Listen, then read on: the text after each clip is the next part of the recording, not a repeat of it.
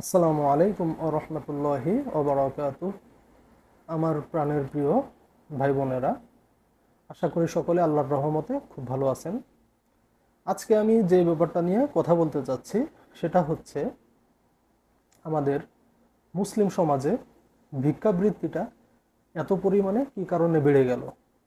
আজকে যদি আপনারা চিন্তা করেন, দেখবেন একজন কখনো আপনার কাছে এসে এই জন্য ভিক্ষা চাইবে না যে আমি আমার সন্তানকে স্কুল, কলেজ, ভার্সিটি, মেডিকেল এমন কোনো প্রতিষ্ঠানে সে ওইখানে চান্স পেয়েছে, কিন্তু আমি তার টাকাটা জোগাড় করতে পারতেছি না, তার পড়াশোনার টাকা জোগাড় করতে পারতেছি না, সেই কারণে আপনার কাছে ভিক্ষা চাইতে আসছে। ভিক্ষা চাইতে আসে কি কারণে? আমার সন্তানটা আমি মাদ্রাসায় পড়াচ্ছি, এই কারণে ভিক্ষা চাইতে আসে। আলেম সমাজকে দেখবেন তারা বিভিন্নভাবে মসজিদ, মাদ্রাসা এগুলোর কথা বলে টাকা পয়সা কালেকশন করে। যে কোনো মানুষ রাস্তায় দেখবেন, যত মানুষ ভিক্ষাবৃত্তির সাথে জড়িত তারা দাড়ি টুপিটাকে একটা সম্বল বানিয়ে নিয়েছে। এটা হচ্ছে মানুষের হৃদয়ের একটা সফট কর্নার, যে মানে আমরা তো সবাই আল্লাহ ভীরু, তাই না? আল্লাহকে আমরা ভয় করি, আল্লাহকে আমরা ভালোবাসি। মনে করেন যে আল্লাহর নির্দেশিত যেই কাজ সেটা যদি নাও করি, যদি আল্লাহর বিরুদ্ধে কেউ কোনো কিছু বলে, সেটা কিন্তু আমরা সহ্য করতে পারি না। তো এখন আমি যদি আল্লাহর বিরুদ্ধে কাজ করি, কিন্তু সেইটা এমনভাবে আপনার সামনে উপস্থাপন করি যে এইটা আল্লাহর, মানে আমি যে কাজটা করতেছি এটা আল্লাহর পথের কাজ, কিন্তু আসলে এটা কিন্তু আল্লাহর পথে আমি কোনো কাজ করতেছি না। আমি যেটা করতেছি সেটা আল্লাহ নিষেধ করেছেন। ভিক্ষা জিনিসটা খুব খারাপ। আল্লাহ রাসূলের জীবনীর মধ্যে আপনারা যদি জানেন, অনেকেই হয়তো বা বিভিন্ন আলেমের বক্তব্যে আপনারা শুনতে পারেন বা অনেকে পড়াশোনা করে জানতে পারেন যে আল্লাহর রাসূল ভিক্ষা করা অপছন্দ করতেন। তার কাছে একজন ভিক্ষা চাওয়ার জন্য এসেছিলেন। তো তিনি তাকে বলছে যে তোমার ঘরের মধ্যে কি আছে। তার ঘরে যে টুকটাক যে আসবাবপত্র ছিল সেইগুলা আল্লাহর রাসূল বিক্রি করে দিয়ে তাকে একটা কুঠার, মানে আমরা গ্রাম বাংলার যে ভাষা সেটা আমরা কুড়াল বলি, গাছ টাছ কাটার জন্যে। তো সেই একটা কুড়াল কিনে দিয়েছিলেন যে যাও এখন জঙ্গলের থেকে গাছ কাটো, ওই গাছ কেটে বিক্রি করে তোমার জীবন চালাও। তো আপনি একটা জিনিস চিন্তা করে দেখেন, আল্লাহর রাসূল তিনি জীবিত থাকতে কারোর কাছে হাত পেতেছেন? তার যেই সাহাবী যারা ছিলেন তারা তো অনেকে প্রচুর অর্থ সম্পদের মালিক ছিলেন, তাই না? আল্লাহর রাসূল তার নিজের জন্য আসলে কি করেছেন জীবনে? কারোর কাছে তার নিজের জন্য কখনো টাকা পয়সা চেয়েছেন? বা তার নিজের ব্যক্তিগত কাজে সে কখনো অন্য কারোর টাকা পয়সা নিয়ে, অর্থ সম্পদ নিয়ে তিনি ভোগ করেছেন এমন কোনো নজির আপনারা কেউ কোনোদিন দেখাইতে পারবেন? কোনো আলেম কখনো দেখাইতে পারবে? কিন্তু আজকে কেন মসজিদ, মাদ্রাসার নামে ভিক্ষা করা হয়, কেন হাত পাতা হয়? এটা কত বড় নিকৃষ্ট একটা জঘন্যতম অপরাধ, এটা আমি আপনার বিবেকের কাছে প্রশ্ন রেখে যাচ্ছি।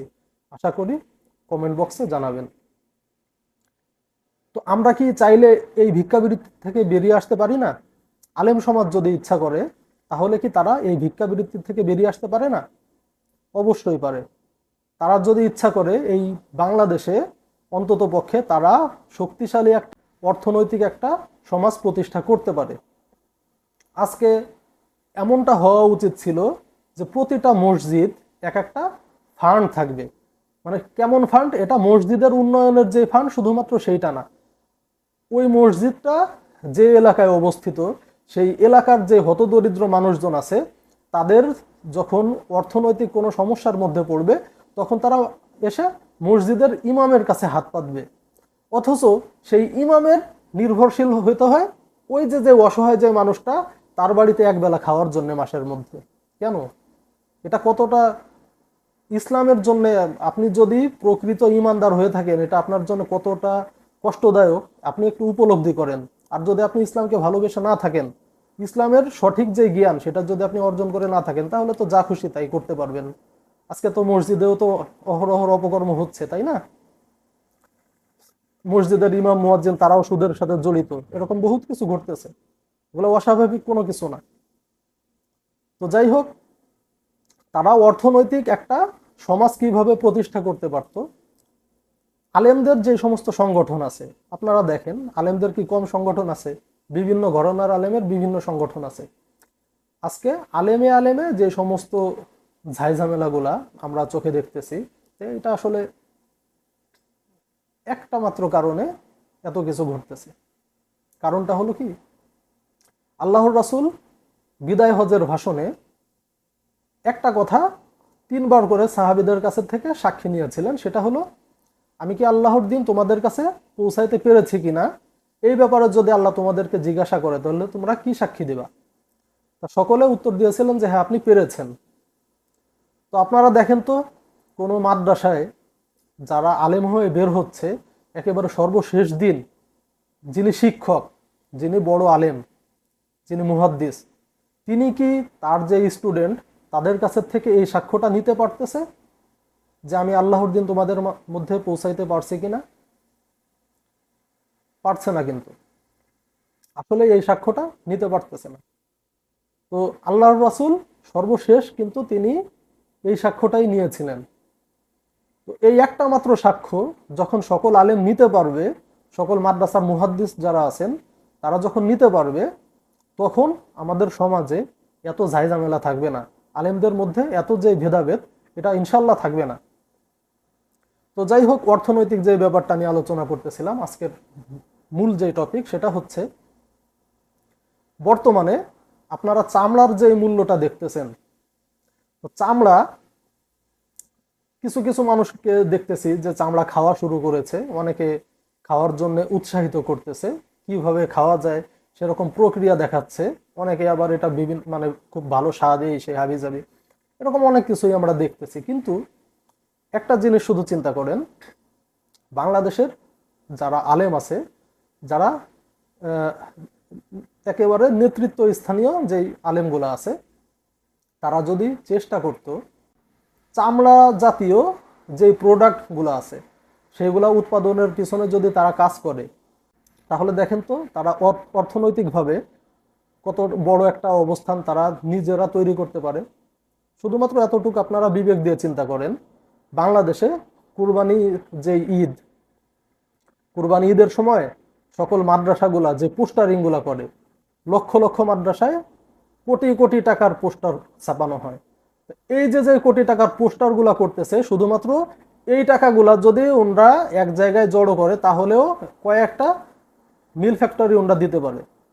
শুধুমাত্র এই চামড়ার দিয়ে আপনার জুতা, তারপরে বেল্ট, মানি ব্যাগ, তারপরে মহিলাদের যে ব্যাগগুলো আছে, তারপরে আপনার জ্যাকেট, এরকম চামড়া জাতীয় যত প্রোডাক্ট উৎপাদন করা যায়, তারা যদি ইচ্ছা করত, সকলে একসাথে যদি এটা শুধুমাত্র শুরু করত, তাহলে বাংলাদেশের প্রত্যেকটা জেলায় তারা বড় বড় প্রতিষ্ঠান দাঁড় করাইতে পারত।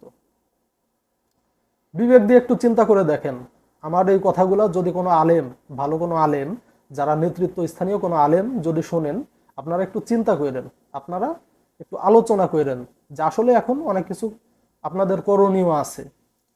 সময় কিন্তু খুব তাড়াতাড়ি ফুরিয়ে যাচ্ছে। হ্যাঁ, গাজিয়াতুল হিন্দ খুব সামনে, এটার কিন্তু খুব বেশি দেরি নাই।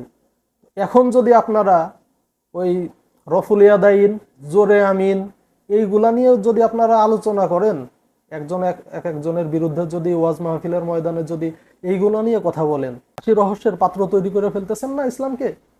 আজকে নাস্তিকরা, বিধর্মীরা ইসলামকে কটাক্ষ করে কথা বলার সুযোগ কেন পাবে? আপনাদের কারণে পায়। এগুলা নিজেরা একটু বিবেক দিয়ে চিন্তা করেন।